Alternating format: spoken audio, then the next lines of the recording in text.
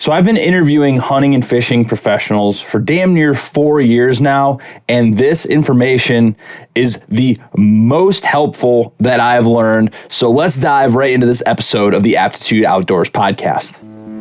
This is the Aptitude Outdoors Podcast, where we interview conservationists, hunters, anglers, and outdoorsmen and women to bring you the greatest stories, information, and advice from the best in the world.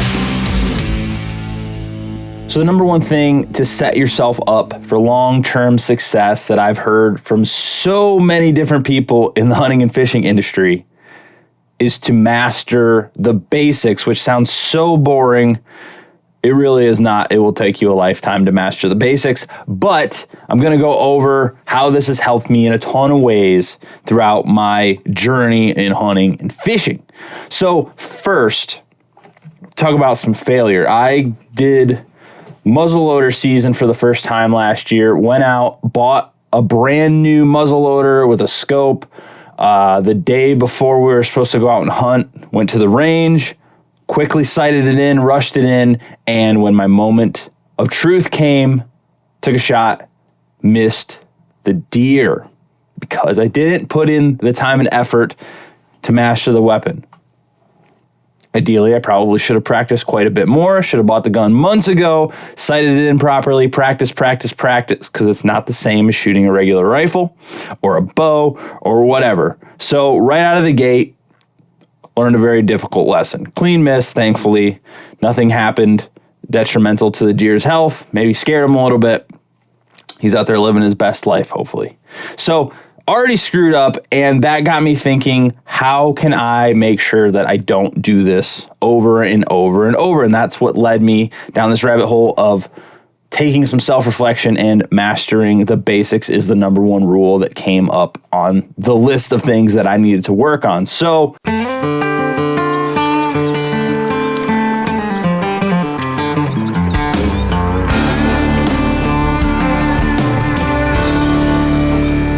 wake up early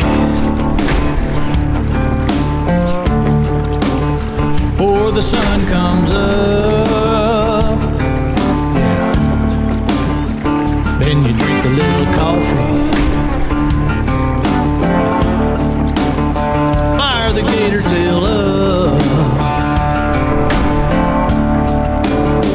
then you hit it on out where no man goes.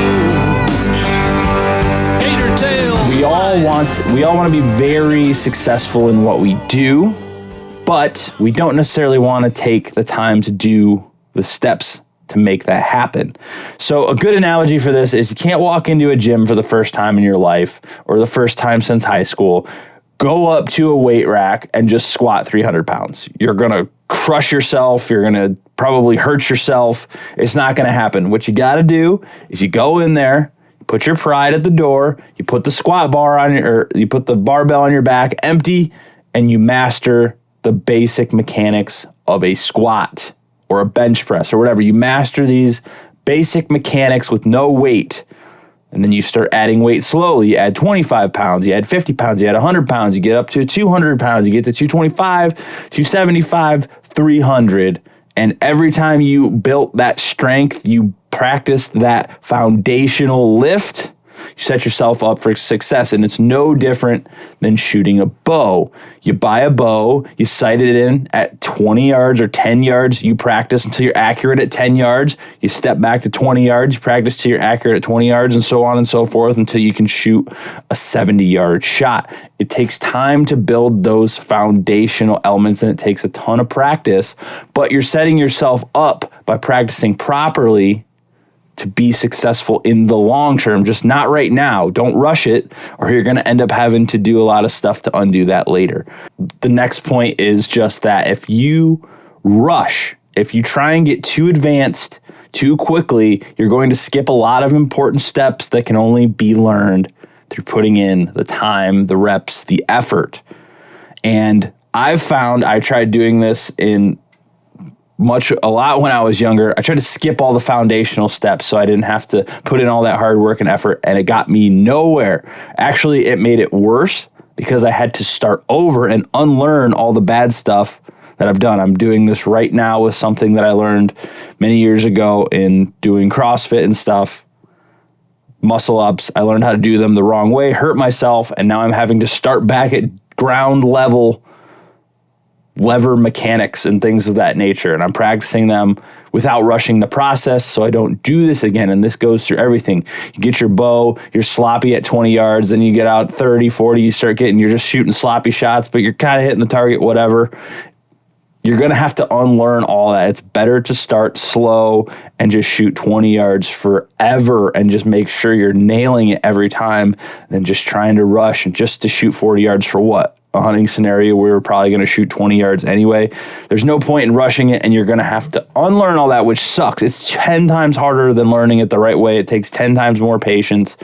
Don't rush it. Do it right the first time, and you won't have to go through all that pain and suffering like I'm currently doing right now. Another thing is with mastering the basics of hunting and fishing is there's so many technological advancements out there right now. There's GPS, there's apps, there's all this information that you can look up and get at the drop of a hat.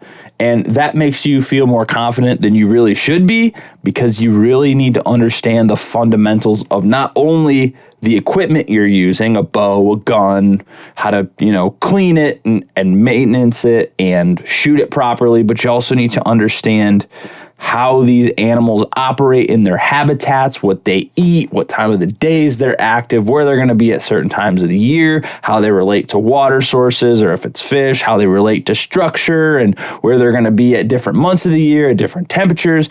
All this stuff is foundational to being successful. It's not just throwing a line in the water and hoping for the best, because as we all know, that gets very frustrating when you don't catch fish, or sitting in a random tree in the woods and hoping for the best. It doesn't hurt to build that foundation, whether through reading, watching YouTube videos. All of this stuff is going to take away some of that frustration and not making you rely on technology.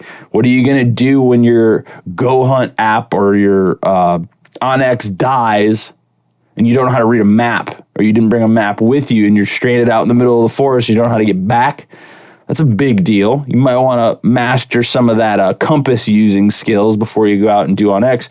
Nothing wrong with that stuff. I use it. Everyone uses it. It's good for finding a sign. It's good for going to exact locations where you are in the woods. But without knowing how to do that without the technology, you're setting yourself up for failure in the long term, because you're just going to be so dependent on that stuff. And I like just to know how these animals work. So don't get too attached to technology. Learn old school stuff. I know it's a pain in the ass, but those dudes were way more masterful. They had way less to work with, and they were probably just as successful, and they had to work a lot harder. So just understand those fundamentals first before diving into all this technology stuff. And there's a lot of people that won't agree with that, but you'll never regret knowing how to do it naturally first.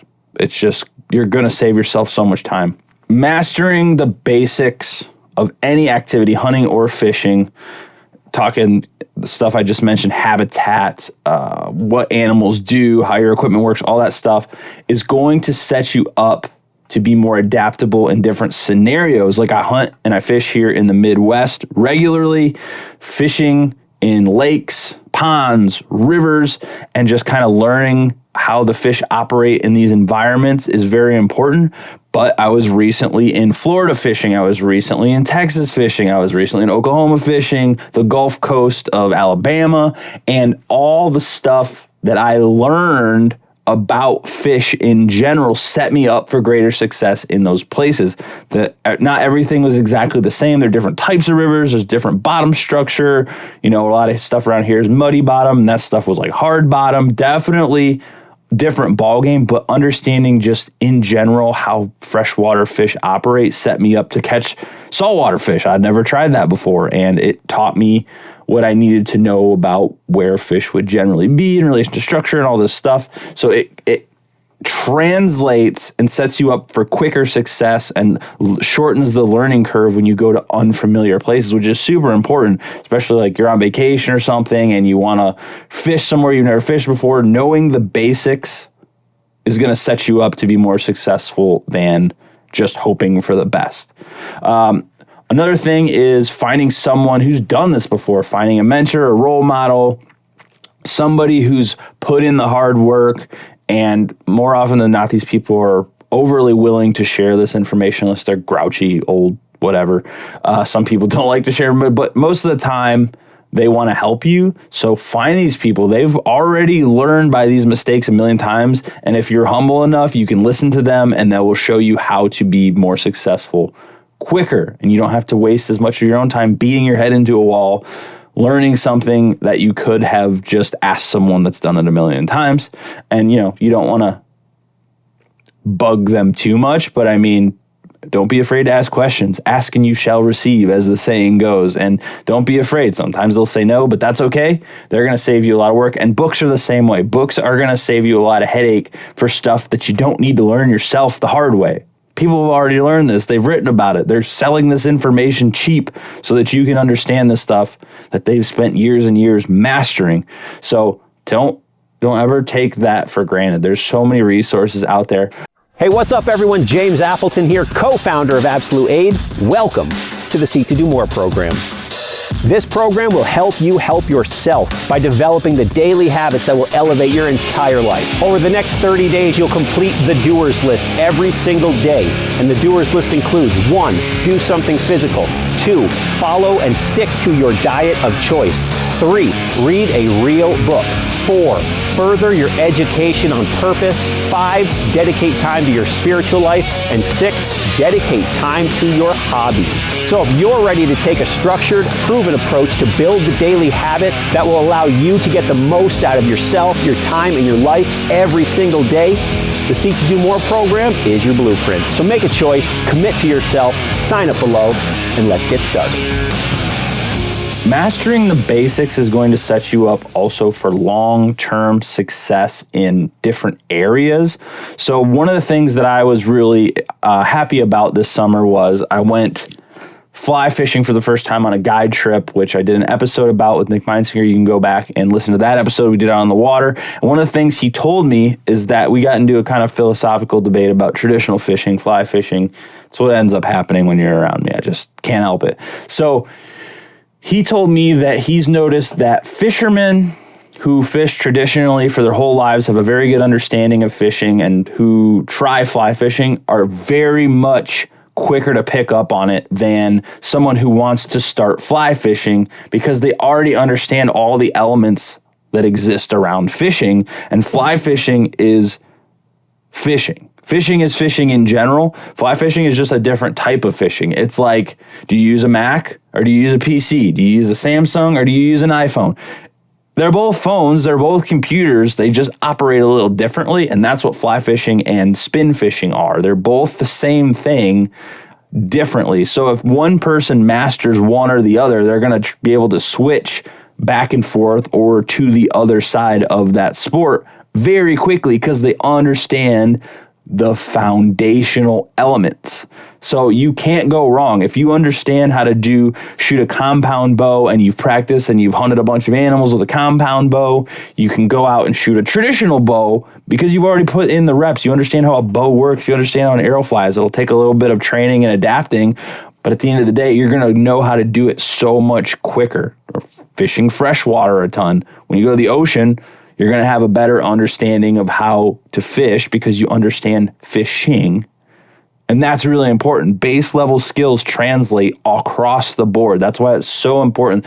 That's why all these people over the years have told me that you need to focus on the fundamentals, because essentially what they're saying is it translates. You can do anything then. You can become a master of one thing at the base level, and then it translates into any other avenue that you want to do. And you don't have to fight to just tooth and nail to learn the brand new thing every time. Focus on the fundamentals, success in the long term. And then also learning about wildlife, learning about habitats, learning about ecology and how this all works together with us, the animals, hunting, fishing, and how it works in the big picture politically, how it works economically, is going to set you up to become a great conservationist, because you will know how this stuff operates and you'll care about it more. The more I learn about deer, the more I learn about fish, the more I love these animals and I want them to be around forever. if there's no incentive to have them around, they're going to disappear because people are wiping out animals at a critical rate all the time in habitat and stuff like this. And you understand how this all works together. You almost become ingrained in the system and you have to care about it. So it's really important. Learning all these foundational elements is going to make you care more about the wildlife you pursue, which is super important. I think it is one of the most important things, if not the most important thing, beyond hunting and fishing as a sport or an activity or whatever. Being a great conservationist will come naturally the more you learn about this stuff. And all the hunters and anglers that I know are awesome conservationists, and they are the ones who taught me this stuff. I'm just telling you what they've taught me because it's changed the way I view all this stuff. So I hope that you will slow down. Don't beat yourself up about all of this stuff that doesn't matter at the end of the day. Focus on the fundamentals. Shoot your bow at 20 yards. Practice your fly casting. Read your books about hunting and fishing and ecology and conservation, and find someone to help you. That's all you need to do. If you can just constantly focus on the fundamentals, you're going to set yourself up for long-term success. You're not going to have to try as hard, because when you can do all that stuff with your eyes closed, it makes everything and the more advanced stuff easier, and it makes more sense quickly. So I hope you learned something this episode. I will be back soon with more, and thank you for listening. Hey, thanks for listening to the Aptitude Outdoors Podcast. If you're getting anything out of this, if you're learning something, if it's helped you in any way, go down in the link below and buy me a coffee. Throw me $1, throw me $2. We greatly appreciate it. Just using it to keep this ship afloat. So thank you very much.